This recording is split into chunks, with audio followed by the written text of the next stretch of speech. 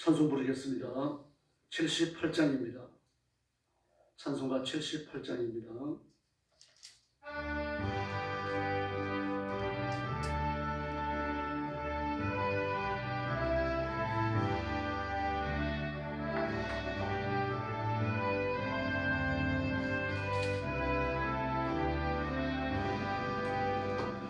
높고 편안한 하늘과 솟는 빛난 별들을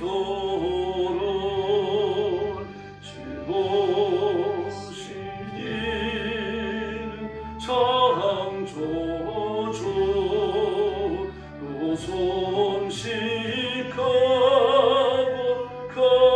거셔라 날마다 떠나 저 태양 하나님 거신 권능을 남대상 보라고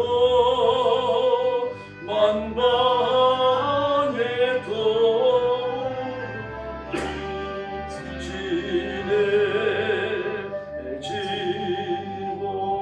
지고왕은 깃돌 때 동편에 달이 떠올라 밤마다 기랑 소식은 이 땅에 더러 전하네 행성과 항성 모든 별 저마다 재지 돌면서 창조의 기쁜 소식을 온 세상 널리 전하네 능숙한 진노 처제서 무뼈의 죄짓 따르며 지붕을 쌓고 돌 때에 돌리는 선이 없어도 내 마음 귀가 열리면 그 말씀 밝히 들리네 우리를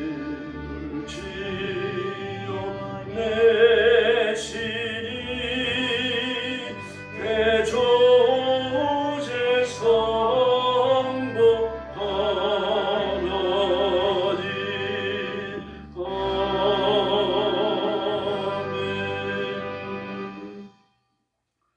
79장 부르겠습니다. 79장입니다.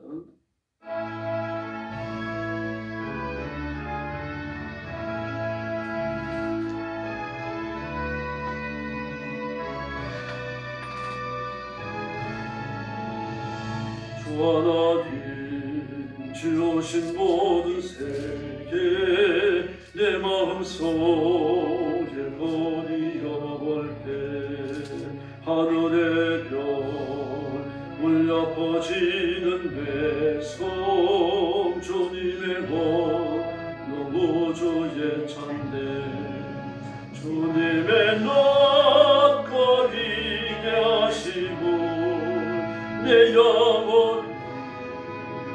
찬양하네 주님의 낯거리게 하시고 내 영혼이 찬양하네 숲소리 나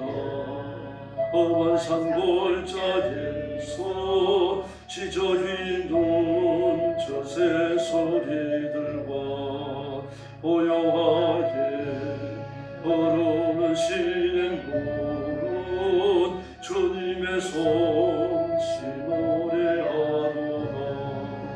주님의 낮과 위대하심을 내 영혼 찬양하네. 주님의 낮과 위대하심을 내 영혼이 찬양하네. 4절 부릅니다.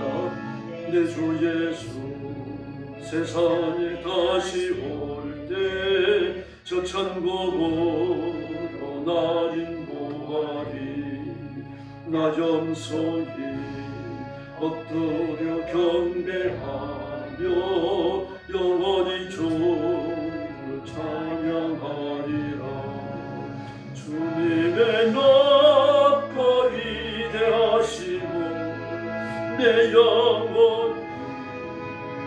찬양하네. 주님의 낮과 위대하심을 내 영혼이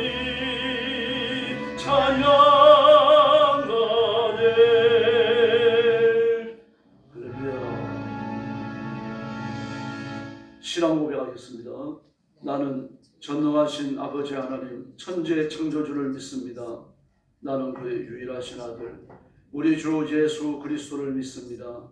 그는 성령으로 잉태되어 동정녀 마리아에게서 나시고 본디오 빌라도에게 고난을 받아 십자가에 못 박혀 죽으시고 장사된 지 사흘 만에 죽은 자 가운데서 다시 살아나셨으며 하늘에 오르시어 전능하신 아버지 하나님 우편에 앉아 계시다가 거기로부터 살아있는 자와 죽은 자를 심판하러 오십니다. 나는 성령을 믿으며 거룩한 공교회와 성도의 교제와 죄를 용서받는 것과 몸의 부활과 영생을 믿습니다. 아멘.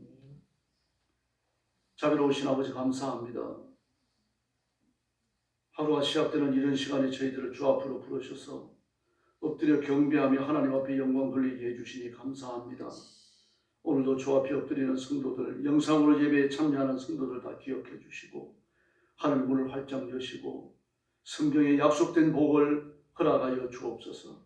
믿음에 부욕해 주시고 성령의 권능으로 무장시켜 주시고 약한 세대에서 하나님의 말씀을 충성스럽게 준행하며 하나님의 거룩함과 하나님의 다스리심을 선포하게 하여 주시옵소서. 오늘도 온 세계에 흩어져 복음 전하는 선교사님들과 주의 종들과 신실한 하나님의 사람들, 성도들을 기억해 주시고 눈동자처럼 지켜주시고 그 가정과 가족을 보호하여 주옵소서. 선교의 현장마다 하나님의 기적을 베풀어 주시옵소서. 말씀이 외쳐지는 곳마다 사람을 만나 대화를 나누는 곳마다 영혼을 얻게 하여 주시옵소서. 오늘 아침도 큰 복을 내려 주실 줄로 믿사오며 예수님의 이름으로 간절히 기도 올리옵나이다. 아멘. 네, 하나님의 말씀 공독하겠습니다. 마가복음 14장입니다.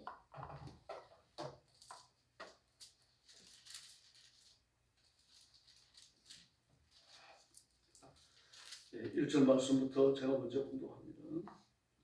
이틀이 지나면 유월절과 무교절이라 대제사장들과 서기관들이 예수를 흉계로 잡아 죽일 방도를 구하며 이르되 밀란이 날까 하노니 명절에는 하지 말자 하더라.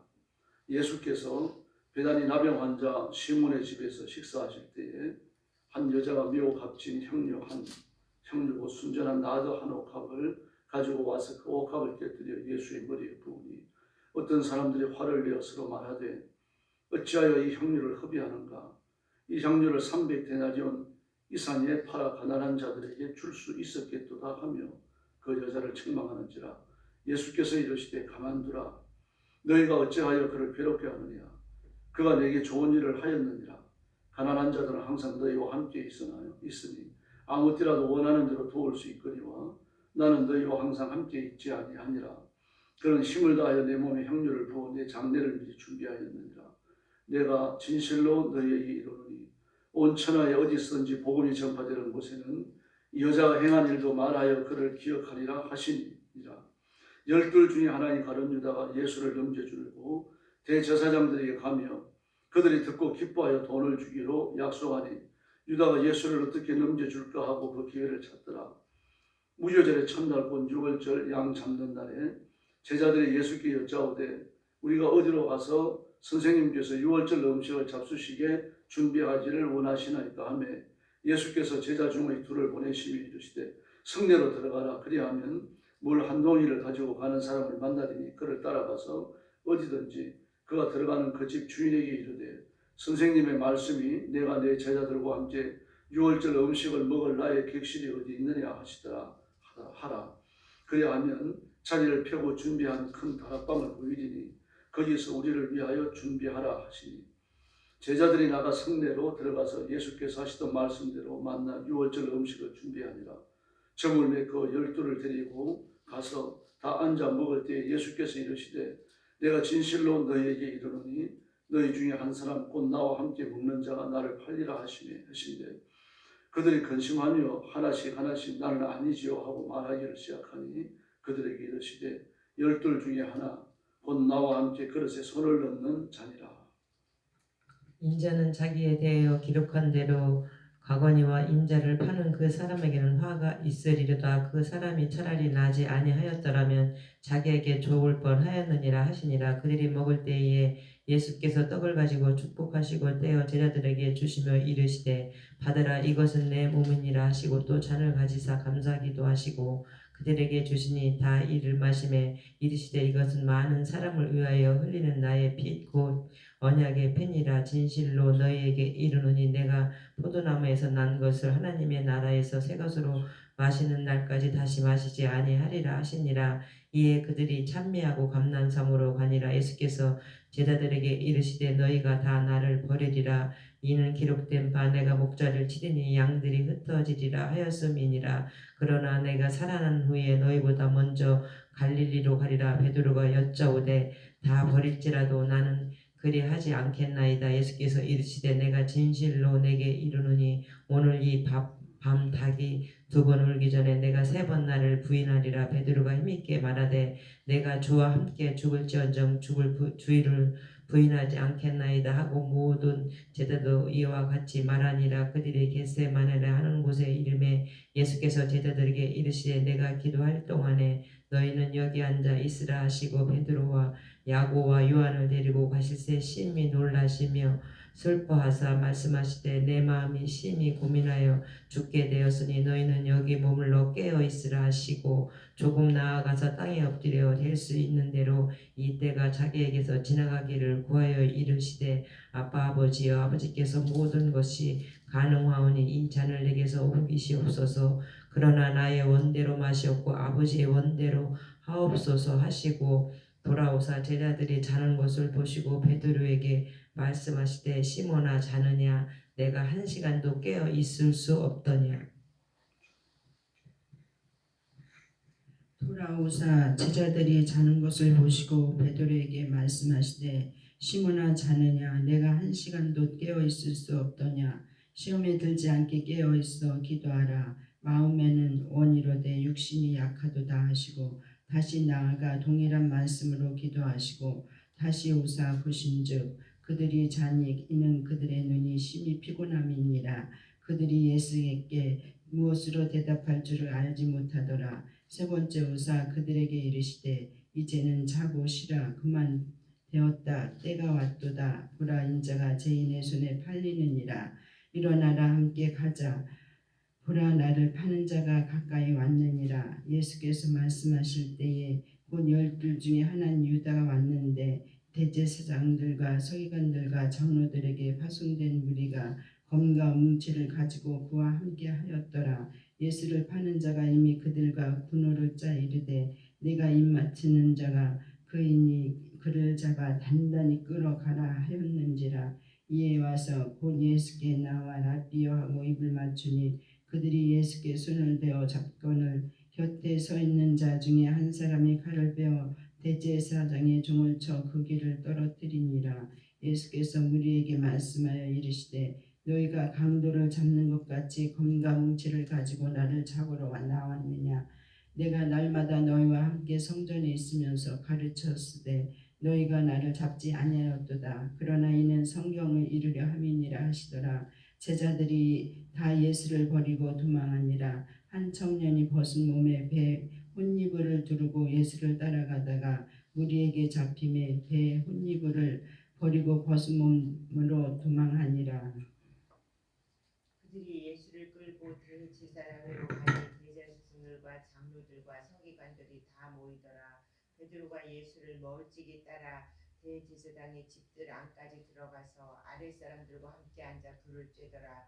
대제사장들과 온 공회가 예수를 죽이려고 그를 칠 증거를 찾되 얻지 못하니 이는 예수를 쳐서 거짓 증언하는 자가 많으나 그 증언이 서로 일치하지 못함이라. 어떤 사람들이 일어나 예수를 쳐서 거짓 증언하여 이르되 우리가 그의 말을 들으니 손으로 지은 이 성전을 내가 헐고 손으로 짓지 아니한 다른 성전을 사흘 동안에 지으리라 하더라 하되 그 증언도 서로 일치하지 않더라. 대제사장이 가운데 일어서서 예수에게 물어 이르되 너는 아무 대답도 없느냐? 이 사람들이 너를 치는 증거가 어떠하냐 하되 침묵하고 아무 대답도 아니하시거늘 대제사장이 다시 물어 이르되 내가 찬송받을 이 아들 그리스도냐? 예수께서 이르시되 내가 그니라. 인자가 권능자의 우편에 앉은 것과 하늘 구름을 타고 오는 것을 너희가 보리라 하시니 대제사장이 자기 옷을 찢으며 이르되 우리가 어찌 더 증인을 요구하리요. 그 신성 모독하는 말을 너희가 들었도다. 너희는 어떻게 생각하느냐 하니 그들이 다 예수를 사형에 해당한 자로 정죄하고 어떤 사람은 그에게 침을 뱉으며 그의 얼굴을 가리고 주먹으로 치며 이르되 선지자 노릇을 하라 하고 하인들은 손바닥으로 치더라. 베드로는 아랫뜰에 있더니 대제사장이 여종 하나가 와서 베드로가 불 쬐고 있는 것을 보고 주목하여 이르되 너도 나사렛 예수와 함께 있었도다 하거늘 베드로가 부인하여 이르되 나는 내가 말하는 것이 무엇인지 알지 못하고 깨닫지도 못하겠노라 하며 앞들로 나갈새 유종이 그를 보고 곁에 서 있는 자들에게 다시 이르되 이 사람은 그 도당이라 하되 또 부인하더라. 조금 후에 곁에 서 있는 사람들이 다시 베드로에게 말하되 너도 갈릴리 사람이니 참으로 그 도당이니라. 그러나 베드로가 저주하며 맹세하되 나는 너희가 말하는 이 사람을 알지 못하노라 하니 72절 같이 봅니다. 달리 곧 두 번째 울더라. 이에 베드로가 예수께서 자기에게 하신 말씀 곧 달리 두 번 울기 전에 내가 세 번 나를 부인하리라 하심이 기억되어 그 일을 생각하고 울었더라. 아멘. 예수님의 잡히심에 대해서 이야기합니다. 3절 이하의 말씀을 보면 예수님께 형녀 아노감을 깨뜨려가지고 머리에 붓죠. 그런데 4절에 보니까 어떤 사람들이 그렇게 말합니다. 근데 어떤 사람들이 누굽니까? 제자들이에요. 이 제자들이 예수님이 하신 그 겪으시는 일에 대해서 불평을 토로하고 있거든요. 저걸 300데나리온도 더 되는 돈에 팔아가지고 가난한 사람들에게 나누어 주지. 어째서 저걸 허비하는가? 허비한다고 본 겁니다. 근데 제자들이 예수님께 대해서 그렇게 일시에 반감을 가질 수 있을까요? 그건 어렵죠. 더구나 지금 여기가 그 베다니에 있는 문둥이 시몬의 집이잖아요. 그런 치료함을 받았고, 그러니까 그 너희 중에 누군가가 아마 작은 마리아인지도 모르죠. 누군지 이름이 안 나왔습니다만, 마리아가 됐든 마르다가 됐든 어쨌든 결혼 때 쓰기 위해서 준비해뒀던 그 향료 한 옥합을 가지고 와서 그걸 깨뜨려 예수님 머리에 부은 거 아닙니까? 이걸 예고하고 있겠습니까? 내일 제가 이걸 하겠습니다. 뭐 사흘째 되는 날 하겠습니다. 뭐 그렇게 했겠어요? 뭐 변한간 일어난 일이죠. 변한간 일어난 일인데 제자들이 일시에 예수님께 일어나는 일을 보고 불평을 토로하고 있거든요. 근데 그 주동자가 가룟 유다입니다. 가룟 유다가 추동을 했고 그 가룟 유다의 추동이 제자들이 일시에 감염이 된 겁니다. 그러므로 가룟 유다가 상당히 말을 잘하고 머리가 좋은 사람인 것을 알 수 있어요. 리더십도 있습니다. 이런 문제가 나오면은 그 제자들 중에 베드로 같은 사람이 나서가지고 무슨 말이냐 꾸짖어야 되잖아요. 꾸짖질 않아요. 베드로의 마음속에도 이미 가룟 유다의 불평스러운 마음이 감염이 되어 있는 거죠. 그래서 오만한 행동을 하는 겁니다. 감히 예수님이 하시는 일에 대해 가지고 또 예수님께 일어나는 좋은 일에 대해 가지고 불평을 토로해서 안 되는 거죠. 그 제자가 스승에 대해서 그래서는 안 되는 거 아닙니까? 요한복음 13장에 보면은 예수님이 허리에 그 수건을 돌리시고 대야에 물을 받았고 제자들의 발을 씻길 때 베드로가 나서가지고 주님 제 발을 씻기지 못하십니다. 그러잖아요. 어떻게 선생님이 제자의 발을 씻기십니까? 깜짝 놀라거든요. 그것도 늦었죠. 제자들의 발을 씻기기 시작할 때 해야 되는 거죠. 한참 있다가 몇 사람 지난 다음에 자기 차례 오니까 얘기해요. 근데 베드로가 좀 울컥하는 성격이 있었고 좀 말보다 행동이 앞서는 사람이긴 했지만 리더십은 가룟 유다만 못했다는 이야기입니다. 가룟 유다는 제자들을 선동했어요. 그러나 베드로에게는 제자들을 선동할 힘이 없었던 겁니다. 그리고 자신의 열정은 있었고 개인적인 결단을 가지고 주님을 뜨겁게 사랑하고 섬기고 헌신까지 했습니다. 그러나 제자들을 선동하는 데는 그 능력이라고 해야 되겠죠. 그런 능력이 가룟 유다가 못했던 겁니다. 가룟 유다는 그 짧은 시간 안에 몇 마디 말로 가지고 제자들을 선동을 했습니다. 그리고 예수님을 대적하도록 만들었어요. 아주 강팍합니다. 그 마귀가 역사했기 때문이죠. 그러나 우리가 또 하나님을 위해서 일하면 하나님의 일을 하면 성령께서 역사하실 줄 믿습니다. 베드로는 그 기회를 스스로 포기했다고 봐야 되는 거죠. 베드로 마음속에 내가 제자한테 이래갖고 될까 이런 마음을 안 먹었을까요? 아니면은 가룟 유다가 아니더라도요. 베드로가 아니더라도요. 가룟 유다를 제외한 11제자의 마음속에 그런 마음이 드는 사람이 아무도 없었을까요? 그들은 전부 다 그런 생각들을 억누르고 있었어요. 그걸 가룟 유다의 말에 선동되어 버릴 겁니다. 이런 일들이 비일비재하게 일어납니다. 여러분 정치판을 보면 알 수 있습니다. 어떤 성도가 하나가 나서가지고 말을 하면 그냥 우 따라가 버립니다. 옳은지 그런지도 판단을 안 합니다. 가룟 유다가 범하고 있는 죄가 그것고 예수님의 제자들이 그 죄에 휘말려 들어서 같은 범죄자가 되고 있는 이 모습을 볼 수 있습니다.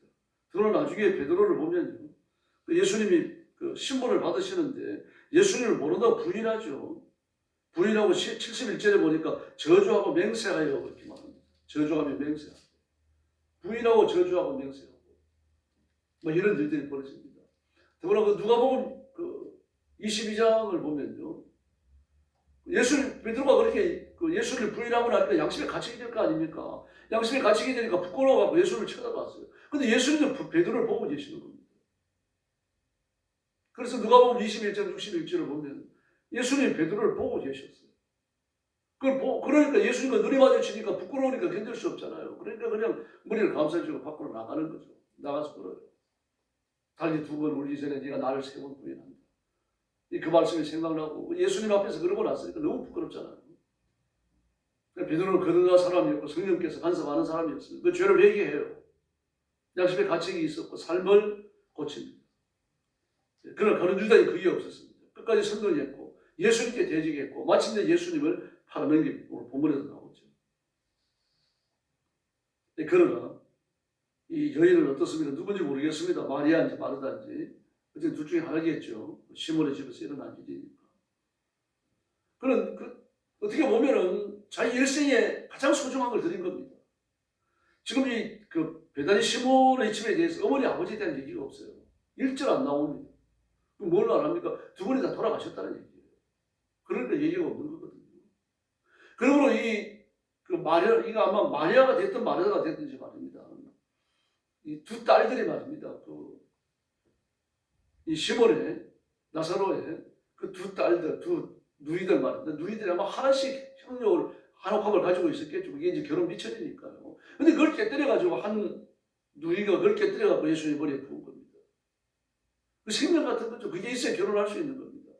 그게 있어야 내 삶을 의탁할 남자를 만날 수 있는 거죠. 그 남자도 자기가 아내로 맞아들이려고 하는 여자가 그 정도 준비가 되어 있는가 그걸 보는 겁니다. 근데 그걸 갖다 바쳤어요. 뭐 이후로 그 여인이 결혼을 했는지 또는 못했는지 그건 모르겠습니다. 그 이후에 대한 기사는 없어요. 그러나 최고의 헌신을 바친 기사는 있습니다. 우리가 옥합을 바치는 경험을 해야 합니다. 대단히 중요합니다.